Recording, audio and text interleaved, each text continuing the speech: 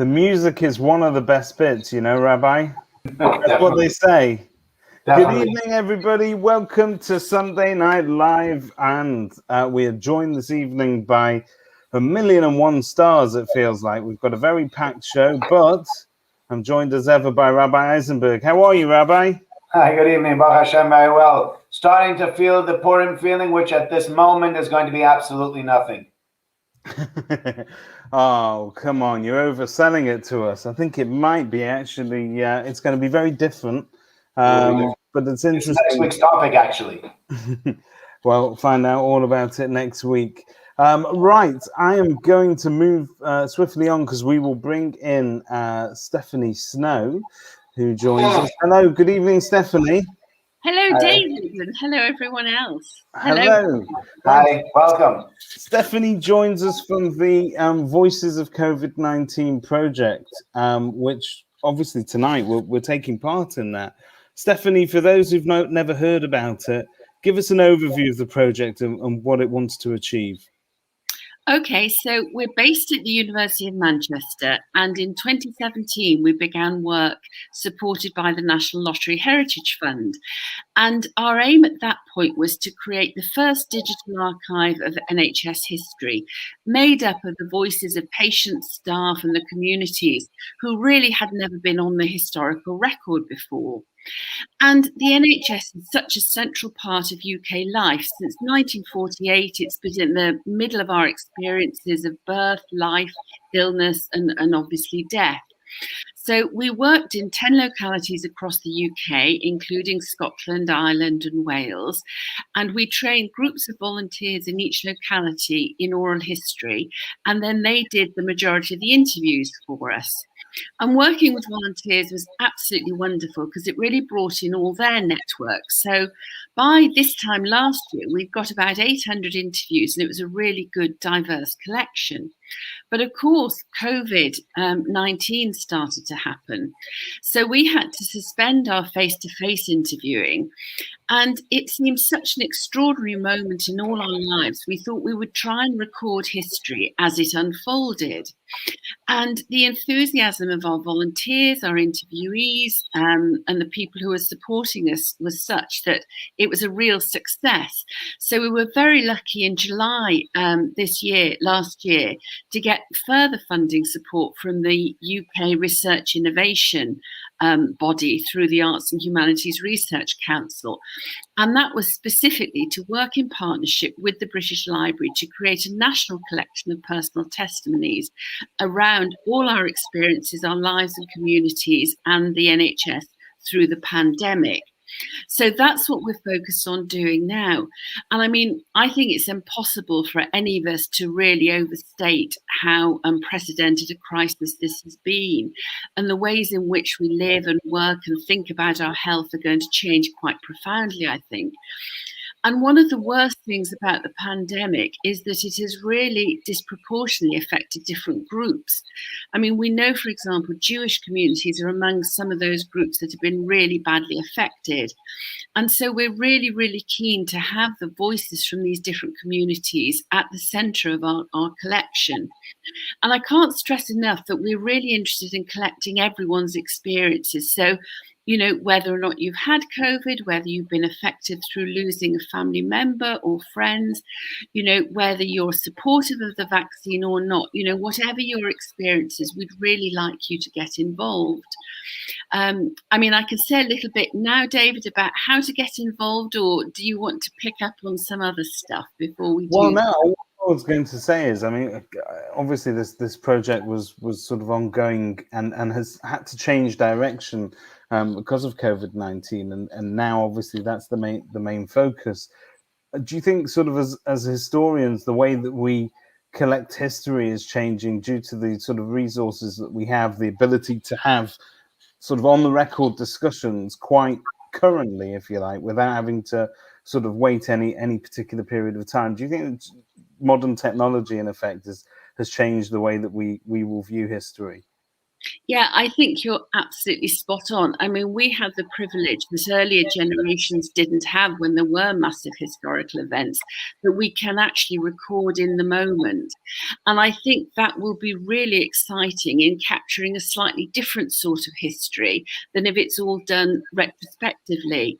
Because what we're capturing is very much those everyday moments and people's responses and reflections at that point in time.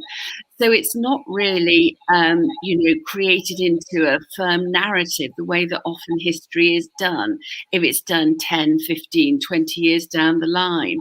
So I think we really do have that opportunity. We're witnesses to this, and we have the means through the technology to record our experiences and create this national collection, which will help future generations really understand what it was like to live and experience the COVID pandemic.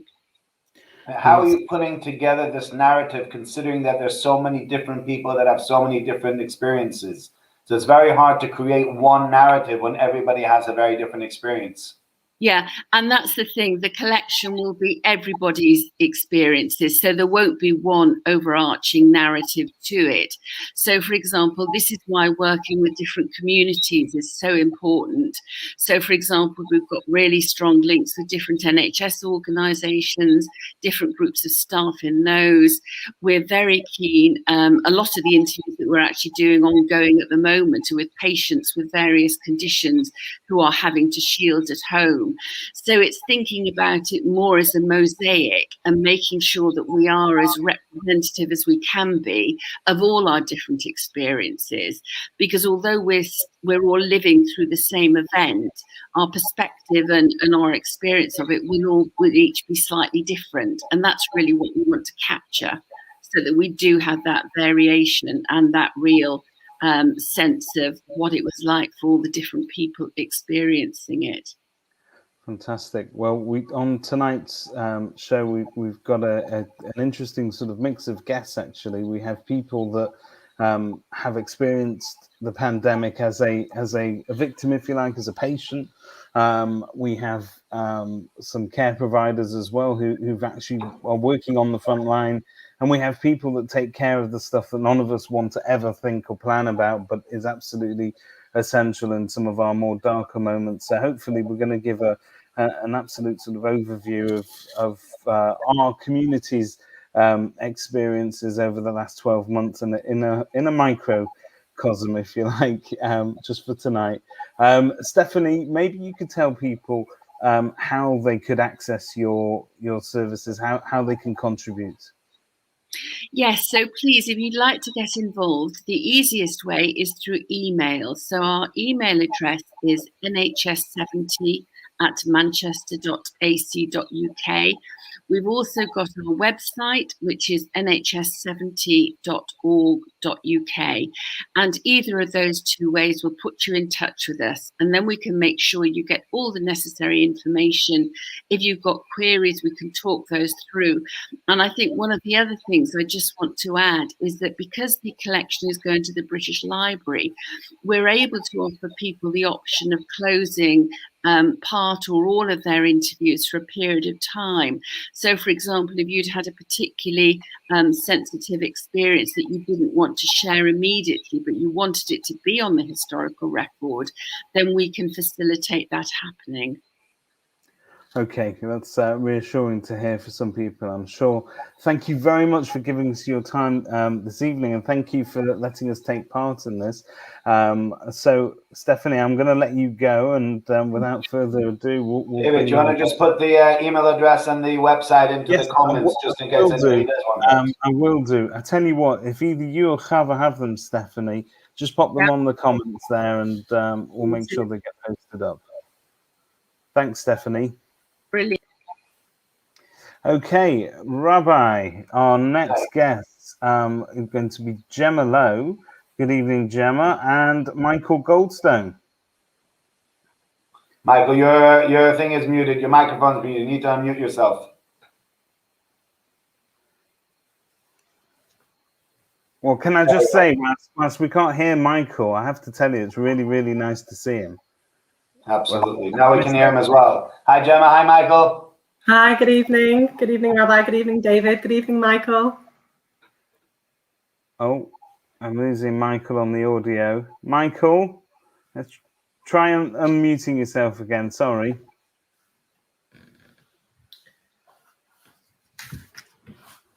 Gemma, whilst Michael's struggling, maybe you want to try logging out and logging back in again. Let's see if that works. In the meantime, we'll talk to Gemma if you don't mind. Gemma, thank you for joining us. Now, Gemma is obviously a familiar face at Shrubberies, and I think your father, Gemma, who beyond being very proud, will also be very upset that I've nabbed you for Sunday Night Live before he's managed to put you on his extremely popular Tuesday afternoon sessions. So I'm sure you won't be able to say no anymore. No, I have no excuse. But in addition to that, Gemma, you're a senior ward sister, aren't you? And you're on the front lines there in ICU at the moment. Yes, so this October I'll be qualified for about 10 years. My current job title is ward sister, but back in March our ward did shut down and hasn't reopened so that we could go and support critical care and the other COVID wards. So I was sent in the first lockdown to critical care. I then left for a few months to support one of the surgical wards, and then I came back in to ICU at the end of October, and I've been there since. Okay, now you and I spoke off air earlier today, and I think one of the things that you said, or you seem to indicate, that when it comes to sort of asking people to go out there on those front lines of the ICU, not everybody volunteers first time. It's a tough experience, particularly at this moment in time for people. Yeah. You put yourself forward not for the first time. Were there moments where you were scared to sort of to go to work, or is that not what you think about? So I think the first time I volunteered, the reason I volunteered is because I'd worked in critical care for about 4.5 years. So I had skills that could be used. I put myself forward first, not really thinking how much of a big thing this was going to end up being, very naively. It then turned out my ward shut and we were all going anyway. Second time round, I know there was a lot of staff that did struggle and really did not want to go back in. And because I'd already sort of been in, I sort of felt sort of prepared and I had skills that could be utilised. I sort of put my hand up and said, I'll go back. Yes, I was scared. I think the first time, the night before the first shift, I said to my husband, I said to Aaron, I feel like I'm going into battle. And the first time I put on all that PPE, I think I panicked. But then once you get in there, it's has sort of become my norm at the moment. And we've got the radio on in the background and we're spurring each other on and we're just doing what we do best and getting on with it in a way. Well, it's absolutely beyond heroic what you guys have done and how you've contributed to each and every one of us over the past 12 months, particularly. You saw displays of people clapping for the NHS. There seemed to be mostly during the sort of spring and the summer, and rightly so. Perhaps for too long, we bicker over the NHS in terms of decisions and economics behind it. We don't speak too highly of it, and not enough, I would say. How did that make you feel then? And now that that's kind of gone, a little bit forgotten, how does it make you feel now?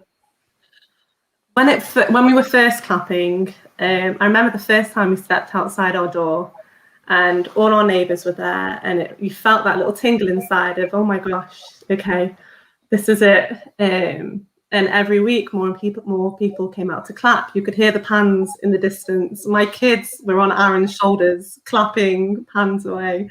And you felt that people really cared and people were there for you and everyone shared that common fear. The streets were empty. People were scared to leave their houses. Now it kind of feels, not that people aren't scared, people are just maybe a bit more complacent, a bit like it doesn't bother them so much, maybe they're fed up and They're like, oh, it's old news, let's just carry on with life already. And that's difficult because it's the same, if not maybe worse than it was. And I see that because of my position, but not everyone does. And I don't want everyone to see that. I just want us all to maybe share a bit more love and care for each other a bit more and just be a bit more understanding. Yeah, that sort of goodwill that you saw at the beginning of the first lockdown, when we were all putting colourful rainbows in our window and professing love, and the earth was cleaning up its act, and it was all going to be blue skies and happiness after this. But people forget all too quickly in terms of falling back into patterns of behaviour. You know, I think that your experiences, you tell the same story that I think a lot of people who have been working on the front lines, you almost do talk about it in terms of war, and sometimes can be forgiven for talking like you're semi shell shocked, because the hours that you're working. So just sort of how are the NHS? I mean, you get to see this on a day-to-day basis. How are they coping with it there in the ICUs? Is it as bad as the media tell us, and is that the version of reality that we have, or is it more measured? Every day is different. Some days you feel like you've got it together, and other days you don't. And things can change, even the start of your shift to the end of the shift. Things can change just like that. And because it's so unpredictable, I think us as humans are becoming a bit maybe unpredictable in ourselves, our emotions. I think I go through about 10 different emotions in one day. And I think seeing members of staff also struggling with that. I've had a lot of staff members that have looked for the jobs, have maybe gone on sick, aren't maybe nursing to the way I know they can really nurse. I work with the most incredible people, and it's changed them. You can see that spark's gone. And we don't feel like we're winning. Right. Well, there is the difference, isn't it, in terms of that. We often refer to sort of a Dunkirk spirit, don't we, here in England, in terms of our ability to sort of weather the storm and carry on. And that very much was the narrative of the first few lockdowns, very much in keeping with keep calm and carry on. That was the mantra from the government. But it's hard when you're out there on a day by day basis. We are carrying on because this is what we do. We're nurses. When I first qualified, I knew I'd be short-staffed. I knew I'll go days without having breaks. I knew that. We all know this as nurses and anyone in the healthcare profession. Well, it's what we do. Well, we applaud you. And Sharon Hood's comment here is very typical of most of the comments that we see regarding the NHS and their contribution to us and to our welfare. We are so grateful to all NHS staff, but especially to the nursing staff. You are all truly wonderful. Thank you. So, Gemma, is it true? I won't tell anybody, but is it true that nurses are better than doctors, and really you're what's keeping the NHS going? I think we are all this tiny little cog in this big machine. I think the heroes that are being forgotten are your porters, your lab staff, HR. Everyone's jobs have completely changed. Yeah. We're having surgical nurses working on medical wards, which is very different. If anyone knows a nurse, it's very different. We all have a certain set of skills to work in a certain area.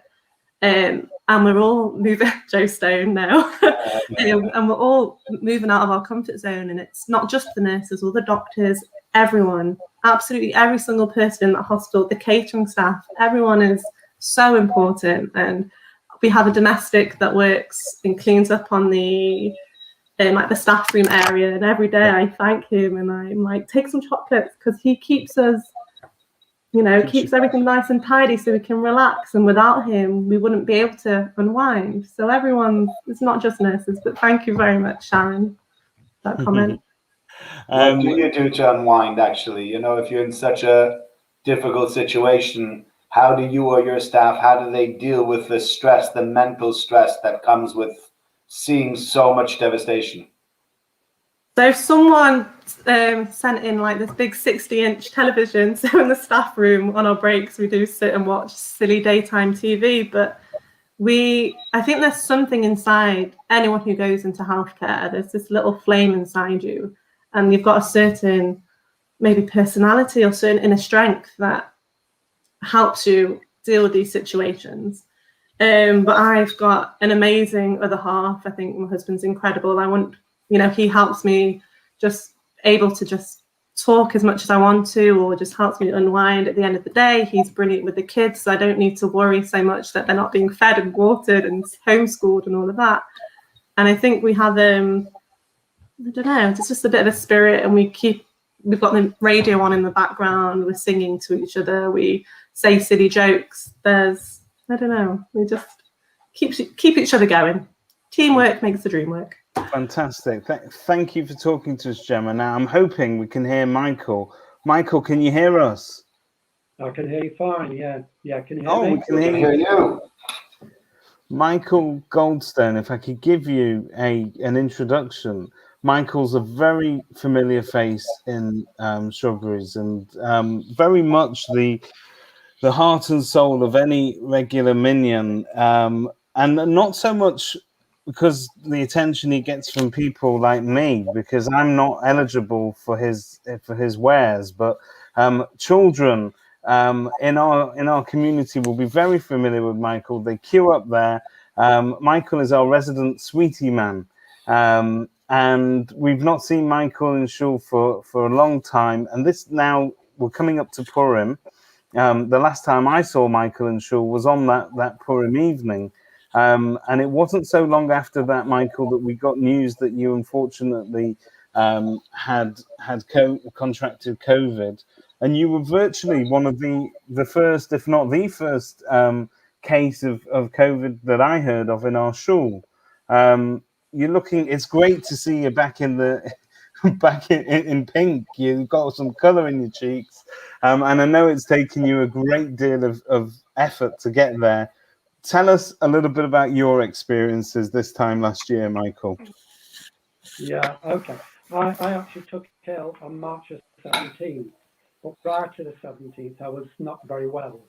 And then on the 17th, I just couldn't breathe, and I had to call for an ambulance. They took me to an A&E and put me on oxygen, and then the following day I was transferred to the ICU. I don't remember any of this, but I believe it was quite an experience because there was a security group that was sort of seeing me through.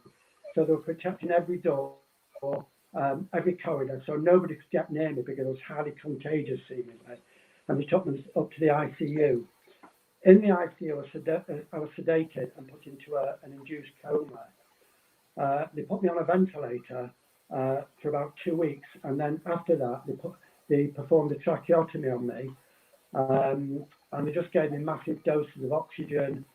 My kidneys deteriorated very rapidly, and I was put on dialysis for a few weeks. They were very concerned about my blood pressure because it was all over the place. 1 hour was sort of high up, the next hour was way down. I had massive problems with my heart rate, had blood transfusions, and unfortunately my lungs packed in as well, and I had a secondary infection. And what they did, they actually proned me. Now, for people that don't know what that means, they actually have a group of about 5 professionals, which includes a doctor and a couple of nurses and a physiotherapist. They lie me on my front, and they actually do swimming motions with me for about 8 hours. And this actually clears the fluid from my lungs. And that basically saved my life. And I did that about 3 or 4 times. I actually spent 7 weeks in the ICU, which is a tremendous amount of time. It's not usual that. And then I was transferred through to a ward. In hospital, I was actually in for about 14 weeks altogether. And then I was transferred through to the Killalea, which is a sort of a rehab place up in Bury. And then went home. And a week later, I was back in hospital with pancreatitis very seriously. I was in there for another week or so. I was home for about 2 weeks, and I was back in the A&E again with further problems. So while I was in hospital, unfortunately, Iris contracted COVID as well, and she was in hospital for about 4 days. And then my son in London, he contracted it, and he had pneumonia, and he was in hospital for about 12 days. So you can imagine they went through absolute hell during that time. And also because of COVID, Iris wasn't allowed to see me, and it was actually 2.5 months she couldn't see me. Wow. So some of the things that sort of helped was during my stay in the ICU, one particular nurse visited me on a regular basis, and it's someone I've known since she was a child. And she talked to me and held my hand, and I believe, and I don't remember it, this is a tremendous help when someone's in a coma. And also, when I was on the ward, there was actually a student nurse, a trainee nurse, and she was just unbelievable. And she spent hours and hours with me. She looked after me. She did whatever I wanted her to do. She talked to me, and she was brilliant. So that's my story in hospital. And then when I came home, I'd actually lost about 2 stone in weight. I couldn't walk at all. I had really severe muscle ache. So I couldn't do anything. I couldn't get in a chair or get out of a chair. Yeah. I couldn't go up the stairs, so I kept this down to sort of once a day. Iris had to help me upstairs. She had to undress me. Couldn't lift my arms up at all. And very slowly I started to regain strength. So I started to walk round the house, and I walked as far as I get. I've just increased on that. But I still use a frame because I'm just very, very frightened. I feel very unsteady. I'm just frightened of falling over. I have to say, the nurses in the A&E, in the ICU and the ward were just amazing. North Manchester Hospital is just the most fantastic hospital. And, you know, I just owe my recovery and my survival to their dedication. They're just amazing. We're very lucky the to other have thing them. you mentioned early on about me being a sweetie man, I have to offer special thanks to the kids, because one day I received an envelope, and inside were 25 get well cards homemade by the children, and that was just unbelievable. That's something I'll hold on to. So that's based on my story. I'm sorry to go into graphic details, but one of the things that we put over is don't put yourself in a situation where you're going to get COVID. You've got to follow the rules. You've got to have the vaccines. I'm so frightened for everybody else that they can do it. You know, I thought it would never happen to me, but it did. You know, fortunately, I've survived it. But please, please take care. So that's my story. Michael, I can tell you, it was a very emotional day when we all got the video, which I think was virtually our short definition of a viral video, but it was a video of you being clapped by all the NHS staff as they finally wheeled you out of that ward there and on to better things and onto recovery. But it was a very emotional moment just to see that, and we thank you very much for having the courage and the strength to tell us all about it, because at the end of the day, this is an extremely traumatic incident, and I know that it takes a lot to talk about it. You know, one of those things when you go somewhere that you think, well, I'm way out of the neighborhood now, I'm never going to bump into anyone I know. Imagine ending up in ICU and then bumping into Gemma Lowe. Absolutely. Gemma is very, very special. I'm sure Gemma will tell you. Do you want to take over, Gemma? So I was the nurse that, I was the nurse that sat with Mike every day. The way ICU works is it's a one-to-one, one nurse to one patient. And I kept being assigned to look after Mike, and I couldn't do it. It was too close to home. So I used to... You take some time. Sorry. I used to just take 5 minutes. Me off, Gemma, as well. You started it. You made me cry. Hey guys, if we make the rabbi cry, I think it's a prize for everybody. I used to just take 5 minutes and just sit with you and hold your hand and just say all sorts of things. I think I said, once you're out of here, give my kids as many sweets as you want. I'll pay for the dental bill. But yeah, it was. And then the day you left was just amazing. And I went to visit Mike at home, and he was sat outside his porch with Iris, and I think I just fell on the floor and cried because it was the most amazing thing to see him look amazing. Yeah. See, Michael, people were pleased to see you go for all the right reasons when you left North Manchester. We should actually add, by the way, that Michael for many years himself was a volunteer, and I've had many conversations with Michael about his great work that he had done in North Manchester General. When we spoke about the times that you went and you sat with people that felt they needed help and, gave them the strength. And, sometimes what goes around comes around. And I feel that, Michael very much is a recipient of that, as somebody who had given so much to others, and then that same place was there for him when he needed them as well. Mike was there when my kids were in A&E. Oh, and Mike's been there for all of us in one form or another over the years. Always almost a shoulder to cry on, but a really good pair of hands in terms of steady advice that you can get from Michael. Michael, your son has joined us, David Goldstone. It was so frustrating not to be able to see Dad when he was unwell. Thank you so much, Gemma. Mum was so amazingly strong. Many friends and community members were amazing too. We can't thank anyone enough, everyone enough. And that's echoed by everybody. You've got everybody in tears at home. Our job here is done, ladies and gentlemen. You've set everybody off. Gemma and Michael, Michael, you asked me a very interesting question the other day. You asked whether or not you should come forward and talk about your experiences and whether we think it would be useful. And the answer to that is overwhelmingly yes. I think it gives people strength to see that you can get to the other side of it, strength to see that you're back with us and going to continue your great work, I'm sure. Although you might want to take things slow for a couple of weeks. We hope to see you back in shul as soon as it's practically possible for everybody. Okay, Gemma and Michael, thank you for joining us. We're going to let you go. Everybody, you can refresh your tissues now. Thank you, Gemma. Thank you very much. Very brave. See, that wasn't so bad, was it? Oh no, I've got to say yes to my dad. Yeah, yes to your dad. I insist. I work on a Tuesday, so Take care, Gemma. See you, thank you. Right, that's an amazing story to hear firsthand, and it's that was very emotional just now. I think it took 35 weeks for us to get everyone crying, but well done, David. I told you we'd get there in the end. We make good TV. We do, but Michael Goldstone and Gemma are the true stars. Right, we have some more stars, everybody. We are very pleased to be joined by none other than Chava Erlanger, Dan Smith, and our very own Dr. Adam Shaga, and also Rochel Stern from Ezra Care. Good evening, everybody. If your mics aren't unmuted, you might want to unmute them now. And then we'll be able to continue.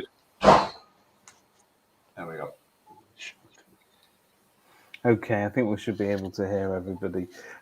Thank you, everybody, and I have to say a very big thank you to Chava Erlanger, because she is the one that has brought this project to our attention and allowed us to participate in that this evening. Chava, tell us a little bit about your work with this organization. Yeah, hi, David. Thank you. So I got involved with COVID-19 stories due to my experience with working with recording life stories and recording stories through art. During the pandemic, as some of you may know, I've myself my life crumbled. Literally, I think it was a week after Purim. I lost I think I even called Rabbi Eisenberg. I was so shocked that by Thursday afternoon, most of my clients canceled all my work. And by Sunday, I was jobless. And 2 days later, I was told, stay home with my little one, which is extremely vulnerable. Don't leave your house. And I remember this overwhelming feeling of absolute panic and chaos. I had to try and pick up the pieces. And as that was happening, my son's condition was deteriorating, not with COVID. And the hospital was saying, you have to stay home. Don't come anywhere near the hospital. Just stay home. And I had to recreate my life. And I think it's a long story, but in short, I think the two things which really helped me is realizing that I can help others, even though I'm stuck at home. So that's when I started shifting my work, which has been community work, doing the art therapy and recording life history through the experience I had with Holocaust survivors. I think that gave me a lot of strength to know that even though I'm in a really bad situation, I can still focus on other people rather than on myself. And then the rest is, again, I'll publicly have to thank everyone in the community, especially Shrubberies, which have been an amazing support, from doing the shopping for me to, all different battles, whether it's the health battle or money battle, have all been there to help me and support me through the last year. I really wouldn't be able to do it without their help and support. And if Ezra Care Ruchala Stern is here again, being in hospital during the COVID pandemic with my son, Shabbos room, for example, is one of those things. My son wouldn't go out of bed, but he knew the only place he would go to would be the Shabbos room to fetch water. That's all he could eat from Shabbos room. But we probably emptied the Shabbos room from water. We went with bags backwards, forwards, the only way he would go to. And I think really talking, especially during the pandemic, the Shabbos room is a little heaven you go to. And you go there on Shabbos, no one else could come and take my place in hospital. So I was for 5 weeks more or less in hospital with him. And you just go there and he just does the Shabbos tablecloth, a bit of food. I didn't really eat much there, but just the ability to escape, which is an amazing thing. And I really, being a volunteer and a regular volunteer for Ezra Care, but then unfortunately being a service user, I can just say it makes a massive a difference to my life. It made, and I know it makes a massive difference to other people's lives. And the reason, sorry, David. No, I was going to say it's a huge thing, and we talk about Shabbos rooms like it's something we're very used to. But let's face it, it's a service that, it's something that it becomes vital to every Jewish family that finds itself trapped or effectively in shul, particularly over Shabbos. But it's not just there for Shabbos; it's there whenever you need to go to a room and you just need to shut out the cacophony of sounds and worries and anxieties and everything. And we take them for granted, like they should be there and everybody has them. But we're lucky as the faith community that we are as organized as we are, and we have organizations such as Ezra Care who make sure that we have these facilities. Absolutely. I mean, when we had a baby, we went to the Shabbos room also. So it was very much not only for the negative stories, but even when you have a positive one. So my wife went into labor early Friday night. She did not have a Friday night Suda. We got to the hospital. She had the baby at 11:30, 12 o'clock at night. And at that point, she says, I'm starving. I'm famished. Go start finding food. But I went to, you go to the Shabbos room in St. Mary's or in the Children's Hospital, all connected. And it was so well stocked and she ate so well and she felt so much better that she had a place where she could go or where she couldn't go. I went for her. But to be able to get her that, both in times of tragedy, but also even in times of very happy times, that room is such a great help for everyone. So it's a real, thank you to Ezra Care for what they do and what they've been doing for years, really. This is not something that started in the pandemic. I mean, our story is 5.5 years ago. And they've had the Shabbos rooms for years before then already. And I think what's amazing about Ezra Care, if you're talking about organizations that just serve the whole community, I've been, I think, volunteer as a driver for about 8 years. And I've literally taken all works of the community to hospitals. And it's much more, it's not only about the money. Often for people, it's about having someone there familiar. Unfortunately, sometimes you walk sort of with people, drive them through the illnesses. Sometimes you take them to the last visit and sometimes it's happy things. Again, I remember once I took someone regularly because I like doing the late night shifts to feed a baby in the premature baby.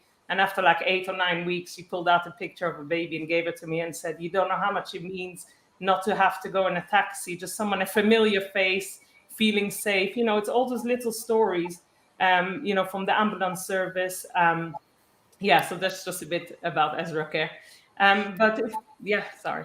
Okay, well, I think it's probably that's our moment to segue and to speak to Rachel Stern, who joins us this evening from Ezra Care.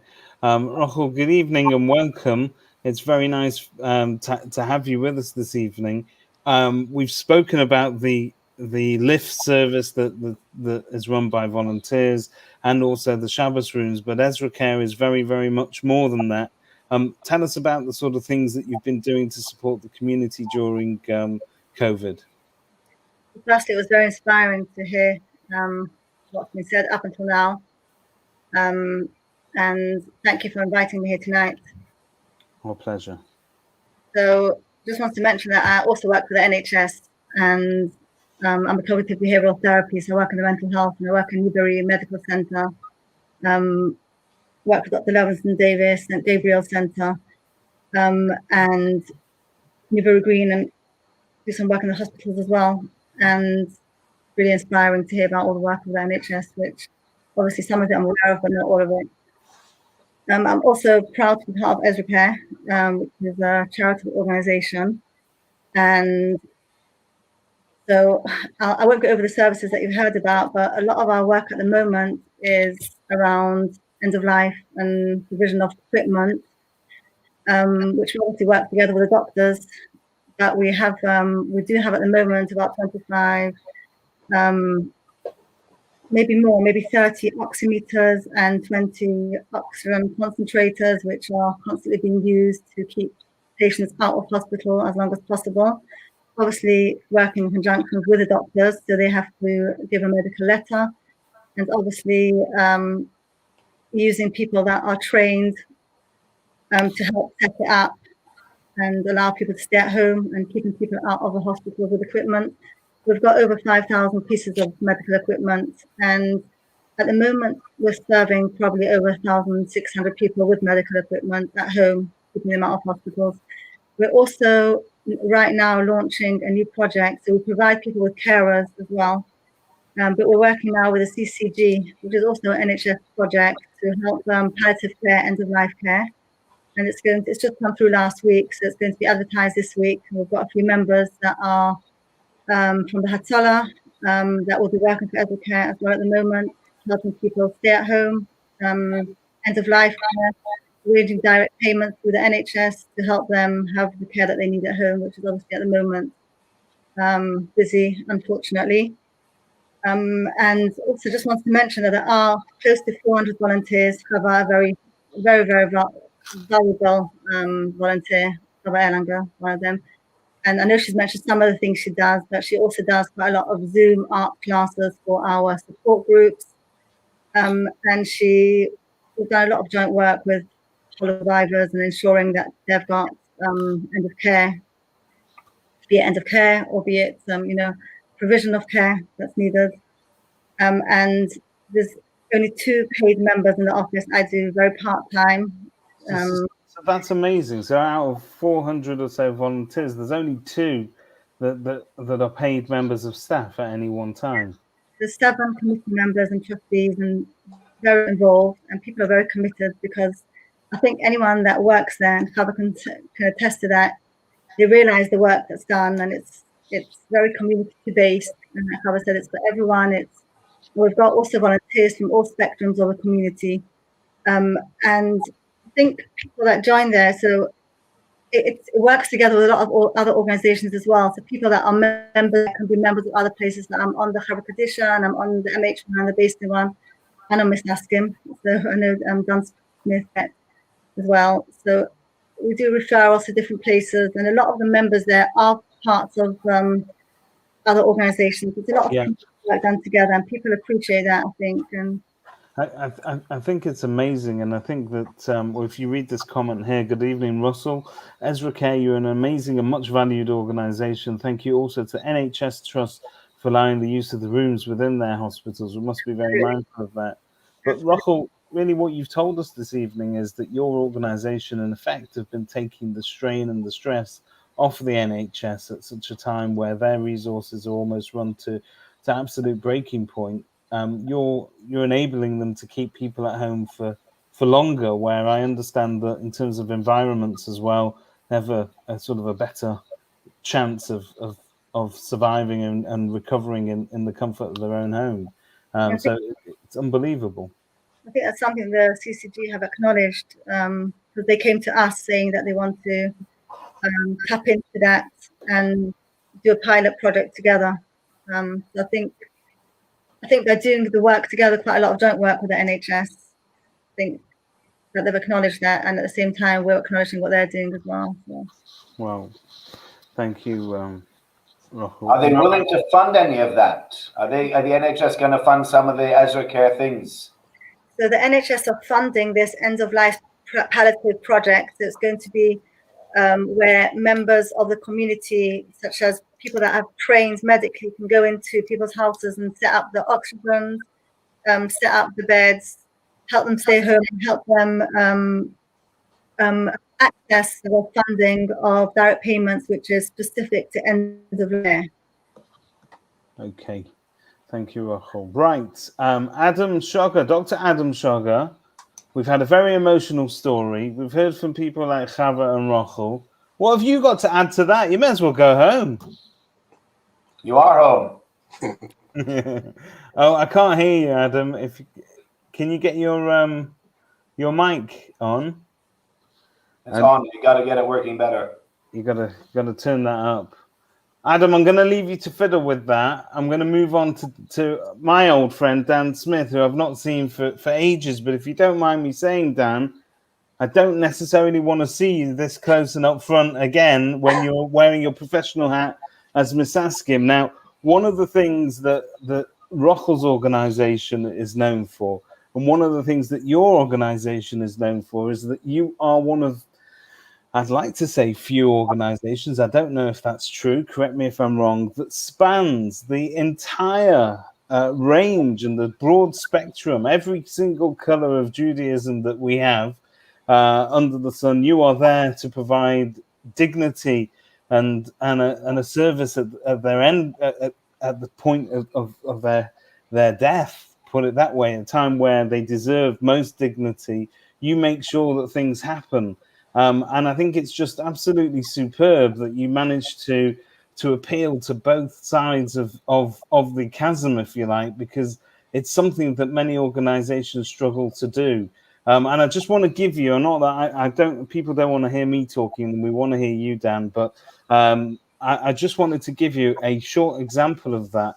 I had a phone call from a gentleman in Whitefield who said that his mother had passed away in a nursing home. It was the height of the first lockdown. And he had to, his mother was due to be buried in Bushy Cemetery, and it's a long way from Prestwich and Whitefield. And he was told that there are, because you read it in the papers, that the coroners have massive delays in terms of writing the notices that allow people to get buried. And at some point, we heard horrific stories in the press of them hiring refrigerated units to effectively stockpile people until they were able to bury them.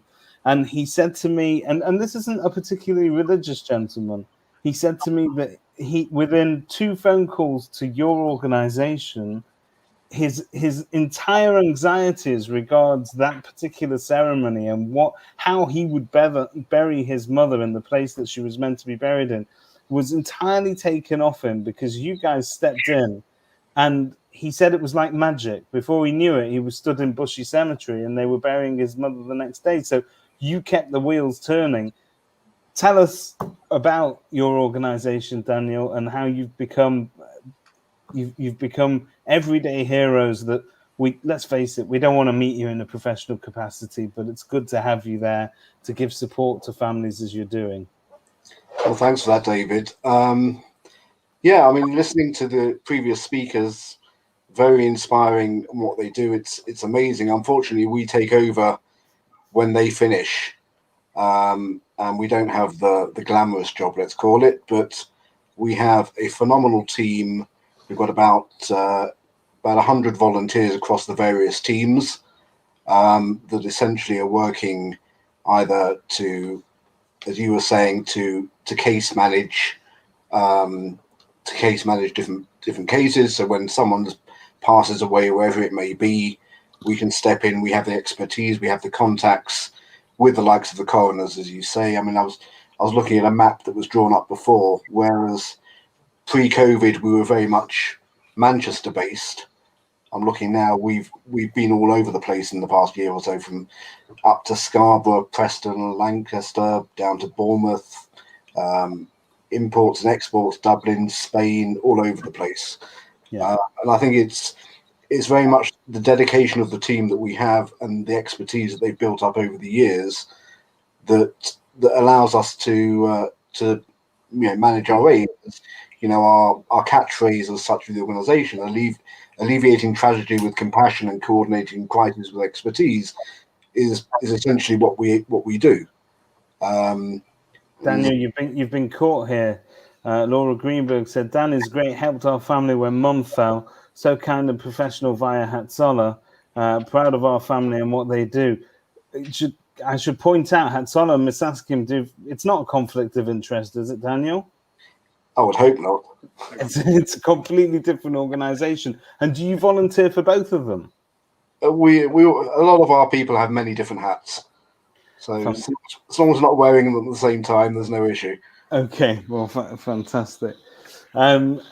It is, Rabbi, I'm going to bring you in on this. It is amazing that Misaskim, well, I'm sorry that they got an opportunity to prove themselves so publicly as being the very sort of center of this very dignified time. You enable people to have funerals when people weren't able to attend funerals. So you managed to step in and make sure that our mourning process was uninterrupted. Rabbi, I know that you've conducted some of these funerals.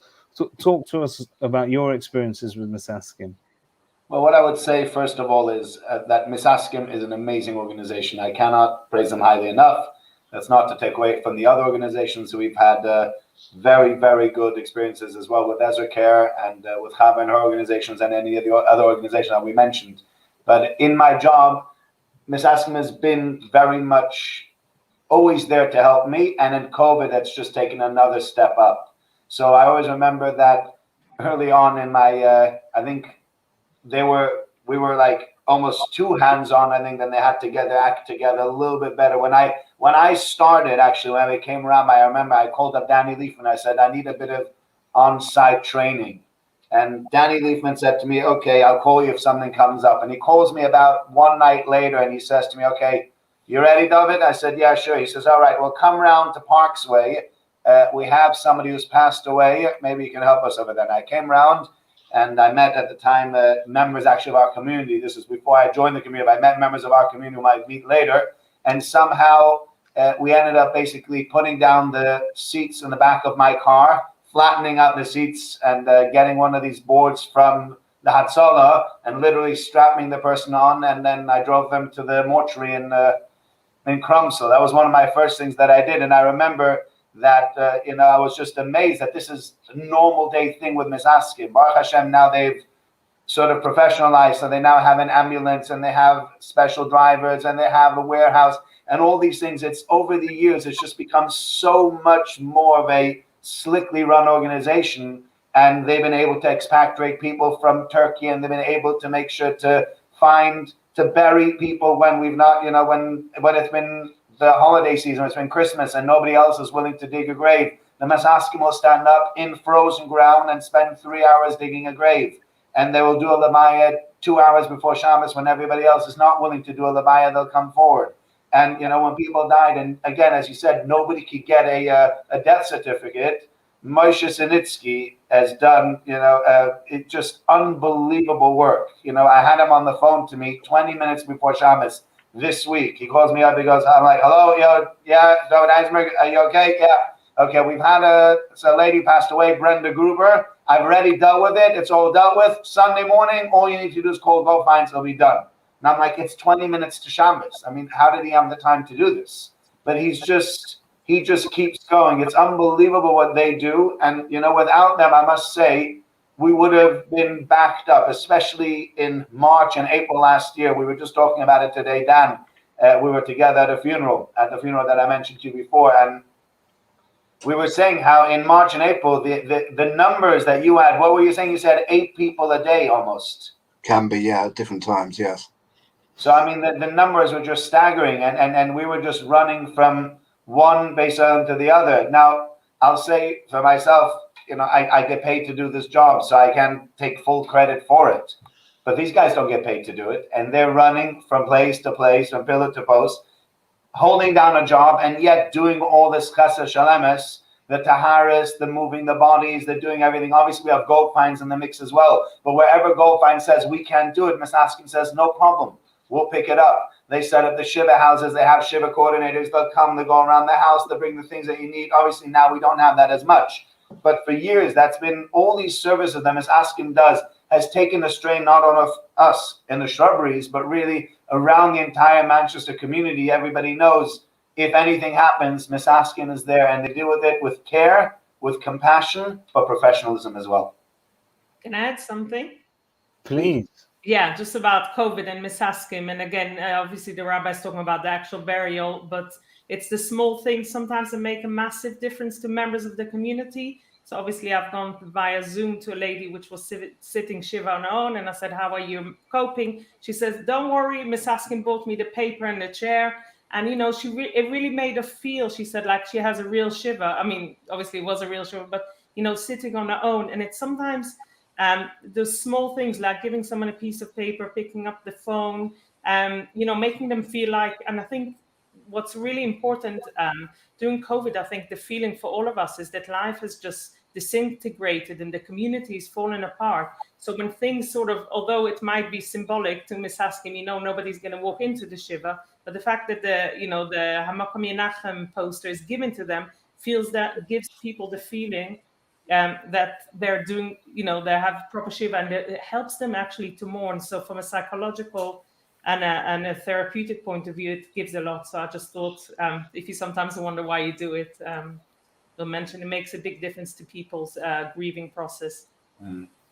I think the other point that I would say also is that Ms. Askim is amazing at being advocates for the community and for people, for the dignity in life and dignity in death. So I've seen many times where there have been discussions about DNRs or other things, and people say, I don't know how to deal with this. And you call up the Ms. Askim, and they're not only there to say, oh, this person's died, let's take him out. They'll come, they know the people in the hospitals, they can speak to them about what's the right way to do things, what's the Jewish way of doing things, and they'll make sure that the person is being given a dignified either sending off, so to speak, or allowed to continue on living, because Ms. Askin comes forward and lobbies for this man or this woman in the hospital, making sure that they are given more than they need to keep them alive.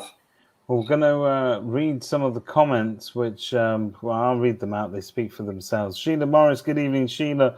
Thank you, Rochel and Dan, whose organizations I am very grateful to for the help and support pre-COVID-19, for the wonderful help I have had from them with my late husband and myself. The Shabbos rooms have always been well used by me.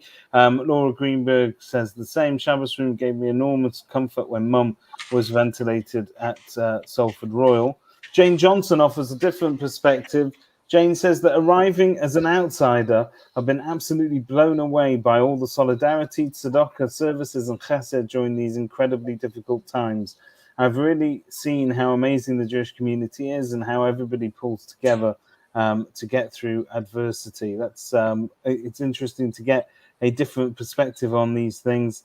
Robert Nathan, we are a caring community. We can all support Gemma and the amazing NHS by looking after ourselves, taking to heart the message of saving life by doing all that we can and following the rules. I'm going to go on, and I will do the rest of them because you need to hear this, Daniel, because this will keep you going. This kind of chizuk. When my husband died on a Saturday evening in Oldham, the sister said the registrar office would be closed until Tuesday. The rabbi turned up with 2 Misaskim men, and by 10 p.m. we had the green slip to be able to bury him on the Sunday. Misaskim also put all the equipment in my house for Shiva. A million thanks. It's superb, Daniel. In a word that, I mean, it's obviously sad that we need to have these services, but it's amazing. I mean, you can hear from those messages, you've allowed the mourning process to carry on at a time where most other support services and processes ground to a halt. From your perspective, are you still sort of shell-shocked by this, or you guys got a different perspective on it altogether? I I think it's unfortunate to say you get a bit not immune to it, but you're essentially dealing with it every day, so you don't feel it necessarily as much. I think Miss Askin was one of those organisations pre-COVID that could very much sit in the background and happily work quietly behind the scenes. Since COVID, it's all been changed. I mean, one of the things you mentioned that there's a lot of networks that we've built up. There's a number of us, for example, that are out of hours deputy registrars for Bury, which is how we can not bypass the system. We work very closely with them, but we can get things done in a far quicker manner. The likes of Moshe Snitsky, who, literally a malach, he can do things that no one else can. As I say, we're very grateful to all our teams, and everyone's working incredibly hard behind the scenes just to make sure that, once someone's passed on, they can't do anything for themselves. At least we can try and make their final movements as easy as possible, and make it as simple as possible for the family as well. It's not a time when the family need to be running around, have all the hassles of trying to do all the legalities and the paperwork. If we can take that off them and make it smoother, then that's what we're there for. And in terms of your funding structure and how all of you guys are volunteers, and I understand the bulk of your funding comes directly from public donations. Is that correct? Our entire funding comes from public donations. As you say, we've got about, as I say, it was 80 to 100 volunteers. We're fully funded by donations, and it's been a hard year with all the Taharas we're doing and everything else, and all the transports. The amount we spent on PPE has been very significant. But that's what you have to do to maintain the service. So I understand that people watching tonight, if they want to donate to this very, very worthy cause, they can find your details online, can't they? What's your website, Daniel? missaskim.co.uk. If you go, there's a button on the top, support Miss Askim. There you go. I encourage everybody to do that very, very, very strongly. There's actually a raffle also. I might as well say that for Ezra Care as well. Might as well be on top of both of them. Miss Askin needs a funding, so does Ezra Care. They're having a raffle now for £36,000. So you could win a very, very big prize. And that one, is there a website for that, Mrs. Stern, as well? It's www.ezracare.co.uk/raffle. Okay, well, there you go. That's that. You can help and support Ezra Care that way as well. And as you said, so many people have used the medical equipment and the Shabbos rooms. It's a time they'll be able to give back as well. It's just some superb work that you're all doing. Dr. Sugar, do we have a... Can you hear me? I can hear you. Excellent. Hello, good evening. Thank you for joining with us. Our very own Dr. Adam Sugar, our resident GP that we always go to. Sorry? And warden. And warden as well. I have to tell you, he's a great warden. I don't know what he's like as a GP, but Adam, you've been through COVID yourself at some point. You also have been working pretty much on the front line since day one. How we talk a lot about the ICUs and how things are in the hospital.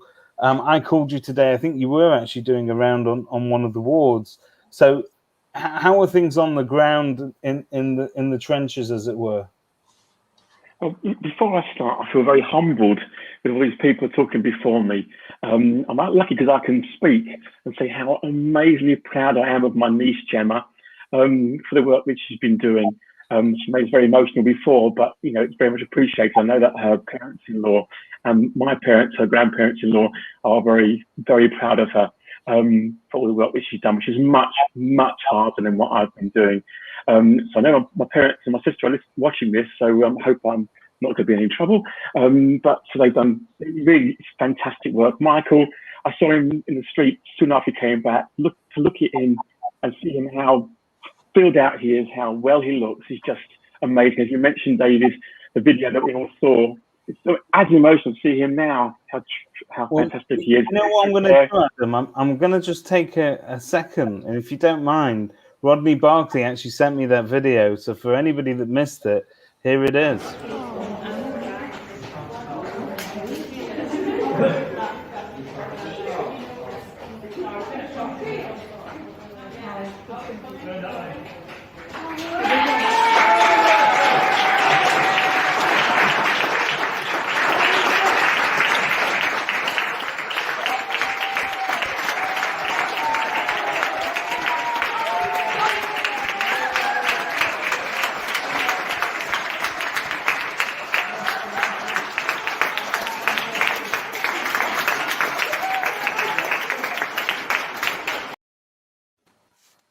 But does it get better than that? I don't know how you're going to follow that, Dr. Sugar, but go on. Just who needs to follow it? Educare also. I mean, I use them when I work at the hospital. I'm often sitting on their cameras, popping in a cup of coffee, an occasional piece of challah. So thank you very much for that. I think the great Miss Askim also. I've had lots of dealings with Moshe Sinitsky, unfortunately, as well as doing a great work of the community. He's also a Spurs fan, so that's also very good to see. And Chava and the other work, the lady at the beginning, I can't remember her name now, Stephanie, I think she was also. It's great to see all these fantastic work. As far as I'm concerned, I had COVID at the very beginning. I missed out on Pesach. I didn't have the night at all last year because I was too ill. Luckily, I didn't go to hospital, but I felt pretty grotty. It took about 2 weeks to get back to think like normal, and another 2-3 months before I could get back to doing my usual activities as I usually do. As far as my work goes, it's changed completely. Until now, and every GP, until now, last March, April, all our work nearly was done face-to-face with patients, and now most of it is on telephone with video or photographs in consultations. A little bit difficult in sort of 7, because not everyone has facilities to send pictures over. They haven't got smartphones for obvious reasons, so it's a little bit harder. But we're still seeing patients. We have to bring patients in. I know some GPs have basically closed their doors and not seeing anybody. I think it's a little bit irresponsible, but we are seeing patients. So you can't assess somebody with abdominal pain, for example, or a headache without actually seeing them, examining them. As far as COVID goes, not got too much really to do with COVID patients, apart from telephone advice. There's a very good system in Salford to look after COVID patients, and also Salford NHS, Salford CCG have been wonderful with the community. I'm often getting emails from the head of Salford CCG, COVID service of CCG, called Lance Gardner, who actually worked for us well in the out of hours.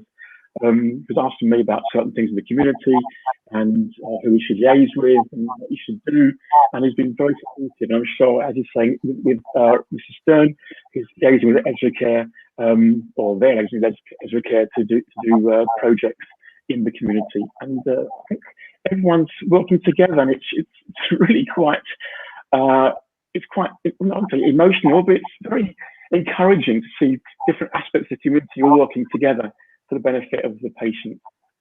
Now, of course, we've got the vaccination drive, which has its challenges. There's quite a lot of vaccine refusers at the moment, which makes things quite hard and quite frustrating sometimes. But generally speaking, people are doing things. So when you say vaccine refusers, those are people that are invited for their vaccines. They're in a particular sort of risk category. They get called next. Do they bother to let you know, doctor, why they don't want to take the vaccine, or do you not get involved in that side of things? Not really. We aren't doing it in the practice itself. It's doing it in hubs around Salford. They have arranged various things. I was supposed to be vaccinating last Sunday afternoon. It was cancelled because there was not enough turnout. But hopefully we're pushing it a bit more. I'll be doing it next Sunday afternoon, vaccinating. Some people have booked vaccination slots, haven't turned up, which is, well, very annoying indeed. But I would say it's hard to measure really. We have some vaccine refusers for babies, let alone for COVID. There's a lot of reticence because people are saying that there's not enough data and it's only been out for a year and people are scared about it. And some people have been misled by various community leaders around the world about not taking the vaccine, despite the local rabbinate. I'm talking about the Haredi rabbinate in particular, although we obviously the more traditional evidence have all been 100% behind it. But there's plenty of rabbis in the Israeli community who are saying to have the vaccine. But they're quiet. The ones who make the noise are the ones who say don't vaccinate, unfortunately. But Dr. Adam Sugar says categorically vaccinate when you're offered. And are you seeing? I mean, it's those people that have been vaccinated. I think most people now have had a great deal of people have had at least their first jab. They're coming up for their second jab. When do you expect? I mean, are you seeing the sort of light at the end of the tunnel in terms of when at the NHS they expect people to achieve a certain level of immunity, or is this a longer term battle? It's a bit of a longer term battle, I think. Although I was seeing lots, maybe November, December, seeing lots of positive COVID swabs coming back. Now getting a few, it's a bit less. Seems to be a lot of negative swabs as well. So maybe that's an improvement. It's hard to tell. Most people have not had a second vaccine and aren't therefore fully or even 95% protected, only maybe up to 70% because they had a single vaccine. So it's hard to tell. And because the country had the policy of delaying the second vaccine, we aren't seeing the full benefit. However, there's some research saying that having the longer time between vaccines is actually going to benefit in immune response. So I think when we have a second vaccine coming out, then we're going to see a real drop. They have in Israel, for example, a massive drop in positive things, patients. So as a Jew, a visible Jew, put it that way, working in the NHS, and when we look in the news about the Israeli response to the virus and how many people they've managed to vaccinate, fills you with a little bit of pride, doesn't it? Very much so. It's always used, and in Israel they've done this. So in all the NHS, all the publicity, it's always saying, "And look at Israel, what they've done." It does give you nachas. I mean, no question about it. As a dual citizen, I'm very proud. Talking of nachas, I know there's a borderline between nachas and embarrassment, and I'm lucky that I don't know the level between the two. So here we go. Panina Sugar, so proud of my dad for working as hard as he does and seeing as many patients as he does. A lot of GPs are seeing a lot less patients. My dad has carried on giving 110% throughout this pandemic. Your patients are very lucky to have you. Hey, that cost me a fortune, by the way. That cost me a fortune, that. As far as biased opinions go, that's the best one I've seen this evening, I have to tell you. We're being asked some difficult questions. I don't know whether or not you wish to answer this, Doctor, but either with your shul hat on or your doctor's hat on, but let's chuck it into the mix anyway. Clive Moss-Barkley always asks the tough questions. When is it safe for over 70s to come back to shul? I think our shul has been particularly particular about what they've been doing for health things. I think it's pretty safe now. Caveat, if someone's ill, then they've got to be very, very careful. But if someone's going to self-isolate, wearing a mask, we all wear masks in shul, we all keep 2, 3, 5 meters away from each other, I think they're okay. I'm assuming that Clive had at least one vaccination. Certainly when he's had his second one, they're saying you can go back to a little bit more to general activities once you had a second vaccine and waited a week. Then you should be able to come back. But again, there's no close proximity whatsoever. Sadly, the kiddishes and the state for the cakes have not been a feature of the shul. So that's sad in one way, but it's healthy in another way. More than one way, probably. I'm just going to address a couple of the comments here. Robert Nathan. Robert, in addition to the great work he's doing volunteering for our shul on Tuesdays, he volunteers at COVID vaccination sites. It's reassuring to see people queuing and waiting for their vaccinations. It really has been busy. Jane Johnson raises an important point. I'd be concerned if anyone were to suggest that any medical procedure must be undertaken other than by their own choice and consent. I think that's in relation to vaccinations. I don't think anybody here is insinuating that people should have it against their will, and obviously we have to respect their opinions, even if we may not entirely agree with them. Russell Cooper, take up the vaccine, and if you've been ill with COVID, follow Rabbi Eisenberg's lead and consider donating plasma. He who saves a single life. So that's very true. Are the NHS, I mean, they are calling for people to step forward and sort of do these efforts, such as we saw Rabbi Eisenberg being photographed doing it this week. How important is that to the research, Dr. Sugar? Yeah, only men are giving plasma because they tend to make more antibodies than females. So it's only a male thing at the moment. It doesn't make sense that giving plasma and antibodies are going to help. The evidence isn't tremendous for it, as far as I've read so far, but it certainly can't hurt. A bit like chicken soup. So I think it's definitely worthwhile giving it. They are giving it to patients, but the effect is jury's out a little bit on that one. Well, we've got Sheila Morris with us this evening. She gives her opinion from the pews, as it were. Sheila Morris, I came back to shul on Shabbos, and I feel much safer in shul with the precautions than anywhere else, including the shops. Jane has clarified it was in response to the idea that Rabbonim should tell their congregants to get jabs. An interesting conversation there, Rabbi, on the responsibility of Rabbonim in terms of giving advice that isn't out of their specific remit. We spoke about this when we talked about mental health, that it's very difficult for Rabbonim when they're approached for advice to give advice that doesn't veer off into sort of giving official either mental health advice or even medical advice. So is this something you've come across? Yeah, I have come across this. I think it's less so in our shul, but more so in the Haredi shuls. And what I would say is the following. In Haredi communities, they very much look to their rabbi for guidance on almost anything. And therefore, they will look to the rabbi on guidance even on these sort of things. The Rabbonim will not be making these decisions on their own.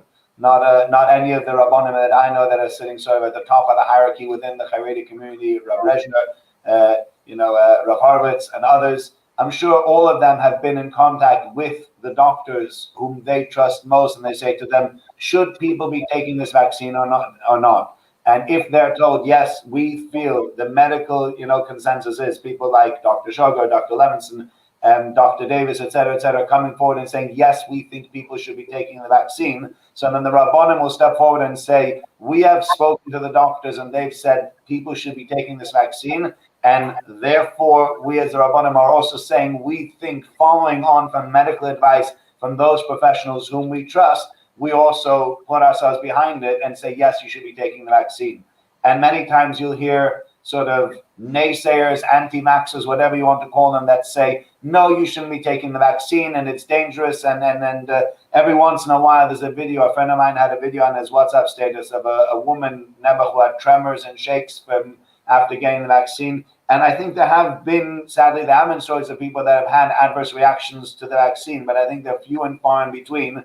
And the benefits of having the vaccine, I mean, again, I'm not a doctor, but my understanding is, Dr. Shaw, you can correct me if I'm wrong, but the benefits of having the vaccine far, far outweigh some of the tiny, minuscule risks that you will take within having the vaccine. And therefore, the Rabbonim are coming out and saying, yes, there might be people that say don't take the vaccine. There might even be medical professionals that say don't take the vaccine. Our opinion, together with that of the other religious doctors within the community, is yes, you should be taking it. I think in London, they've had an even better response than they've had here. I think so. Anybody who's seen the Northwest London, there's a letter from all the religious doctors together there that have all written that you should be taking the vaccine. That one's signed by the doctors and not by the Rabbonim. But it depends, some people will take their cue from the doctors and some will take the cue from the Rabbonim. And either the two will be making, the Rabbonim won't be making the decisions. But if somebody needs their Rav to back them up and to say, yes, this is what we should be doing, then it's great the Rabbonim get the advice from the doctors and said, yes, that we should be doing this.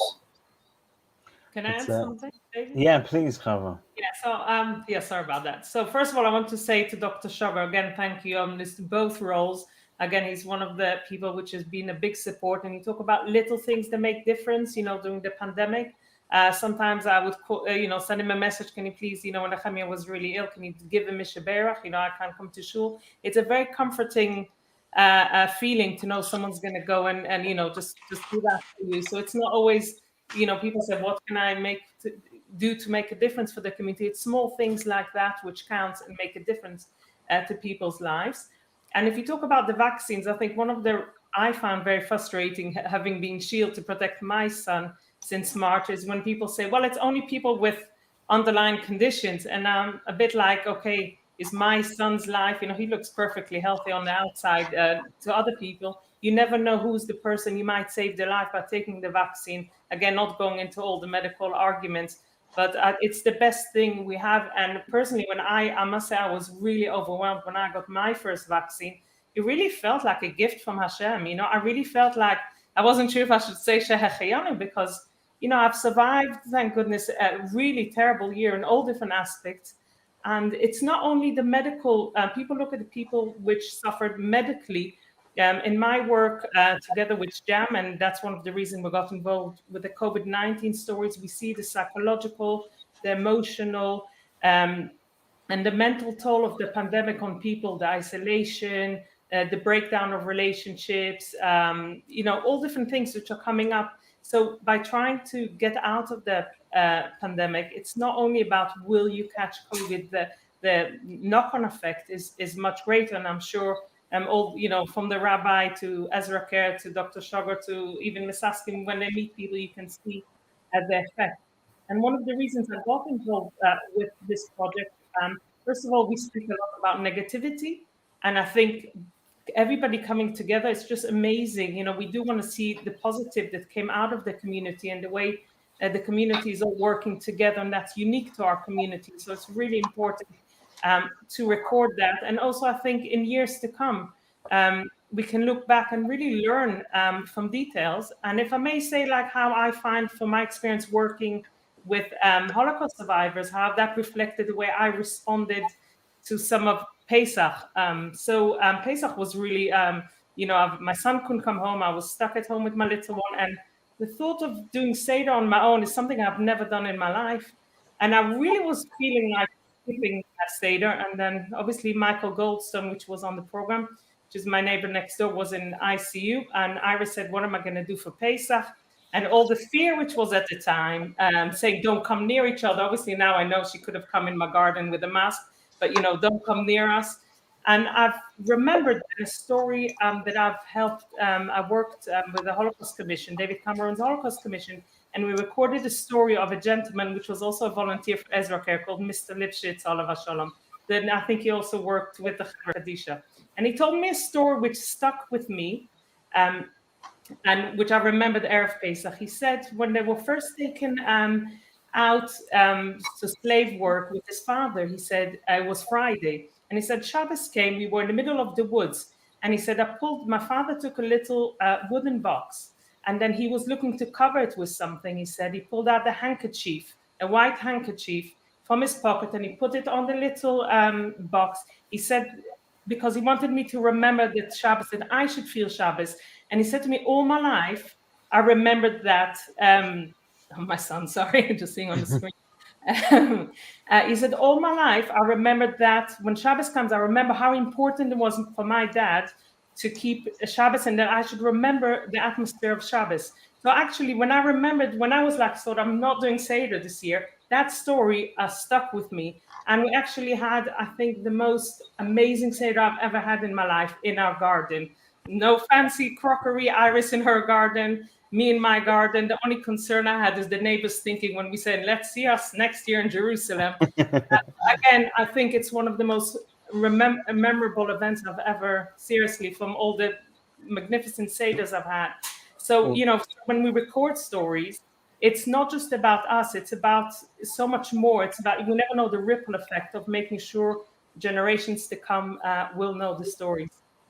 Well, that is the link, isn't it, really, when we talk about Pesach? Pesach is one of those things where it teaches us of the importance of recording history, that each one of us has an obligation to recite the history of coming out of Egypt, as if we all went through it ourselves. And here we are, sat in the middle of COVID. We don't know how close we are to the end, or even if there will be an end to such a thing. We very much hope that there will. But in some small part, I felt that part of what we've been doing for the past 35 weeks or so here is in part telling a little bit of the story of COVID, because it's a very bizarre thing to be doing anyway. I'm immensely pleased and proud that we've managed to do it, and that we've given an opportunity to people to see firsthand the amazing work that organisations such as Masaskin, the NHS, Ezra Care, the other people that are supporting our community, volunteers like Chava, who have been running art therapy classes for all manner of organisations. And when the rest of the world stopped, they continued. So we could talk to you all for hours, because your experiences are very rich and very detailed. And perhaps we will talk to you again, and hopefully when we do, we'll be on the other side of this thing and we can talk about what we've all learned from this episode. But I'm going to hand over to the rabbi to wrap up and say goodnight. Can I just add one thing, just very briefly? We are seeing a lot of mental health issues at the moment, and there's unfortunately been suicides in the community and outside the community, both here and in London. I know of at least 3 people. Whether that was because of COVID, it certainly hasn't helped. One certainly was probably because of COVID. And I'm seeing a lot of mental health issues. People are very distressed.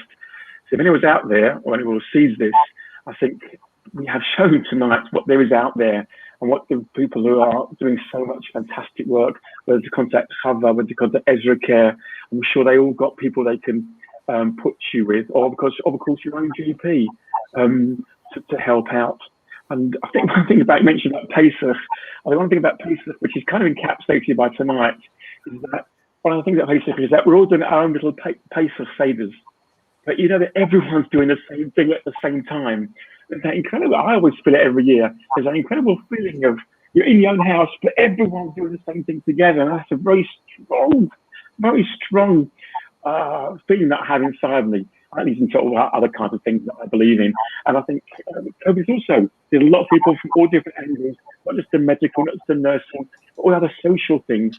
So there is a lot out there to help out with people. So people feeling distressed, don't let it get on top of you. Please speak to people, because there's a lot of people who are out there to help you get through this. Amazing. Absolutely. Rabbi, right? Have you got how do we end on that? How do we end on that? First of all, with a big thank you. I think the first thing that we have to do is that it's been a longer broadcast than normal, an hour and a half, and I wanted to thank Mrs. Stern and Chava and Dan and Adam, as well as the others that were here before, Gemma and Michael, for making tonight's broadcast so special. And everybody in their own way adding their bits of what the community does. And I think, as was mentioned a few times already, I think as a community, the Jewish community can be proud of the achdus that they display, of the care that they display, and it is not something to be taken for granted. I don't think there is another community out there like our community that really cares and shows that amount of caring to each other. If you were to take out a phone book and to open it up and to look at pages and pages of gemachim, of one after the other, freelance societies, people have extra things that they want to get rid of. I told this story in shul, but I'll just mention it for those that didn't hear it. I had a fellow who knocked on my door about 5-6 weeks ago. A fellow knocked on my door. I opened up the door, and there's this Hasidic fellow standing there. And I said to him, can I help you? Yeah, I'm here. I'm a chassan. I'm collecting for my own wedding in 6 weeks. And it was freezing cold out. And I looked at him and I said, but where's your coat? He says, I left it on the plane. I said, oh, all right. Well, I gave him some money, and he closed the door, and I picked up my mobile phone, and I put into 2 WhatsApp groups that I have, one for clothes and one for general items. I said, there's a young Hasidic man who's just knocked on my door, standing outside collecting, and doesn't even have a coat. Can somebody please help him? And within 5 minutes, literally, I had 8 people that had come forward and offered me a coat. In the end, I went down to Broughton Park and I picked up a coat from a lady. I drove it back up. I drove back up here. I met the fellow on King's Road and I gave him the coat. And I was so privileged to feel part of a community that understands there's an individual here that needs something. And if I have an extra coat lying around that I don't need, I can fill that void. And that's the achdus that we can do together. That's what organizations such as Ezra Care, such as Miss Askin, such as what Chava does with the mental health, the Jewish Action on Mental Health that we've had before, the NHS, we're all working together on this. And I think that the achdus in our community is such a beautiful thing. What hurts me the most throughout this is that on the one hand, we are displaying such achdus, and on the other hand, our community is torn asunder by, different sides pointing at the different sides and saying this is no good and that's no good and they're not behaving well enough and they're a little bit too extreme and they shouldn't do this and they shouldn't do that. And whilst I'm not saying that we all need to agree with each other, we can really disagree, and we've always disagreed as a family. But I think seeing the community come together like this, from all the stripes of the community, helping all the stripes of the community, we can say, if Miss Askim says, I don't care what your yarmulke is, I don't care if you're religious, if you're irreligious, if you're an atheist, I will bury you with dignity. I will give you a Shabbos room in Ezra Care, and you can come there whether you're irreligious or religious, and you can have our food, and you can feel a sanctuary in time, and you can come and do our art classes, and we'll help you with your mental health, etc., etc. We don't care who you are. We'll be there to help you. If all these organizations out there say, I don't care who you are, I'm willing to help you, I think we, as the Jew in the pew, should look around maybe a little bit more. And David, you and I have spoken about this quite a lot, about the fact that maybe trying to bring people together. Yes, you don't agree with the other person's opinion. You don't agree with the way they're dealing with the vaccine or with the dealing with the social distancing, etc., etc. All these things. And I'm not saying you must agree with them. Don't agree with people and say, they're being irresponsible, etc., etc. However, we can still have that unity. As we see over here, the community has come together to support each other. There are 100 people that are volunteering for Miss Askin. There are even more people that are volunteering for Ezra Care, and they're driving people to hospitals and they're setting up beds, etc., etc. And they're doing this all free. They're doing this just out of the goodness of their heart. They want to do for their other fellow Jews. And we as a Jewish community, as such a special community, we should be grateful for that community, but we should be trying to build bridges and not trying to burn bridges. At the moment, we're so busy burning bridges and pointing fingers at each other, and instead we should be looking at these organizations, the achdus that they display, and the way they help anyone, no matter who they are, and say, you know what, I don't agree with them, but they're still my brother, and I still love them, and I don't have to go around bad-mouthing everybody else. So I think that's maybe what I'd finish off with on this whole thing. Again, thank you so much to everybody who's coming. More importantly, thank you for the work that you've done. This is a small drop in the ocean, this hour and a half that you spent with us, telling the community about what you do. It's really what you do day to day, every single day, in helping the community that keeps us moving and going as a community. Well, thank you to everybody that has watched at home and has commented and participated this evening. You've also put across your thoughts. You've given us your memories and also your input and your opinion. And it's so vital to forming these discussions. And I'm sure that Stephanie and her organization are going to find it very useful. I hope that tonight we've managed to document a good chunk of our collective history that we've all been through in the last 12 months, and we're forever grateful to all the voices that we've heard this evening, and to come from such a wonderful, caring and giving community. Thank you very much. I'm going to wish you all a very good and successful week. Stay healthy, stay safe, stay out of trouble, Dr. Shogger, okay? Do your best for me. I'm going to hand over to Adam Shogger, who always Why change the habit of a lifetime? I'm gonna hand over to you. What do you normally say to me at the end of every show? It's rubbish, wasn't it, David? It's rubbish, yeah. Well, you know what? We hit the pinnacle this week. It was excellent. Well done, everybody. Take care and have a great week. Thank you. Good night.